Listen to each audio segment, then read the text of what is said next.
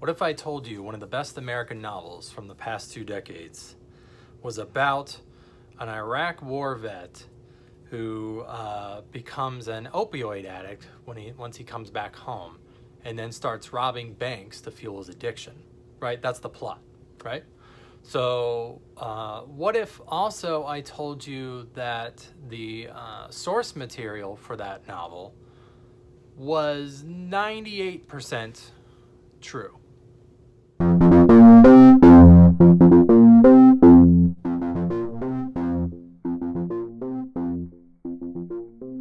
Hey, happy Veterans Day, everybody. Just a super short one today to say a shout out to our service members in the American military. I thought of a book that I wanted to highlight today. I read it a couple years back, and for those folks who have been to some of the great books you may have missed sessions, this was a pick of mine. And in fact, full disclosure too, I had a review in the Union Tribune a couple years back too. But today's book is Cherry by Nico Walker. This caused quite a splash in late 2018 because yes, Nico Walker is currently serving time in prison for robbing banks. He is a recovering drug addict, and that followed his several tours of duty in Iraq. I want to just make sure I get the facts straight. He did more than 200 combat missions in 2005 and 2006.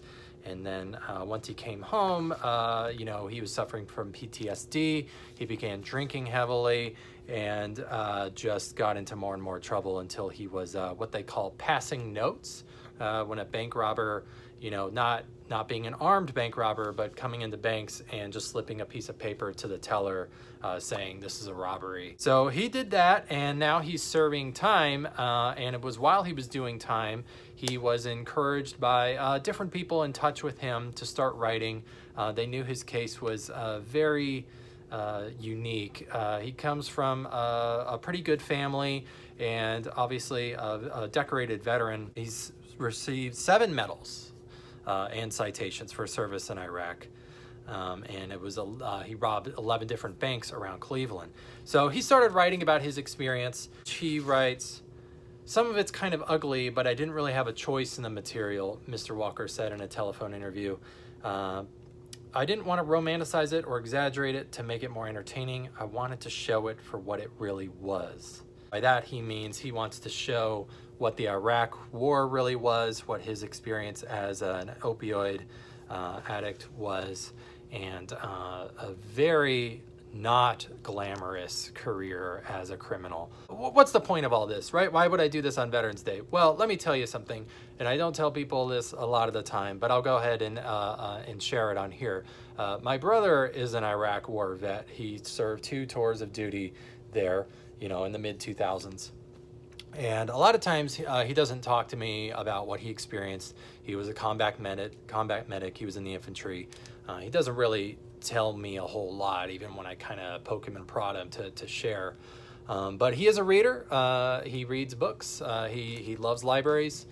And he picked this up back in 2018, and he texted me and says, out of all the different books I've read of my experience in Iraq, this one comes the closest to what I experienced. So it's not pretty. It's not dressed up. It's definitely not a PR person with the Army or anything has seen to this book. It's a guy writing from prison about a very grim, dark experience in Iraq. I would read a passage from the book, which at times is beautiful, but it has very salty language. So we'll just you'll have to look into it more and take my word for it. As for Walker's writing style, for those of you who know, Dennis Johnson, the dearly departed late Dennis Johnson, he wrote Jesus' Son, Tree of Smoke, and has some posthumous short stories out recently. It's very much in that vein. Walker probably still needs to try to find his voice a little bit, but it's just such an amazing story from a real American veteran.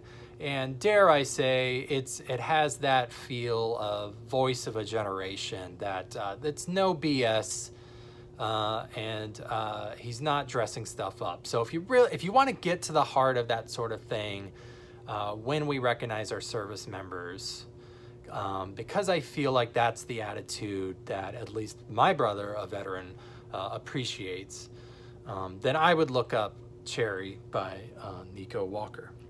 For those of you who have questions about him serving time too, a few facts. He's actually been able to get around some, they're called Son of Sam laws, where how can he make money off publishing, but he is using this money from his publishing contract to pay off the different restitutions he owes banks around Cleveland.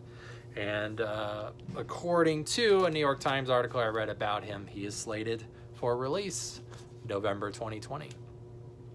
That does it for this week's episode of Read More. Thank you all so much. I will see you guys next week.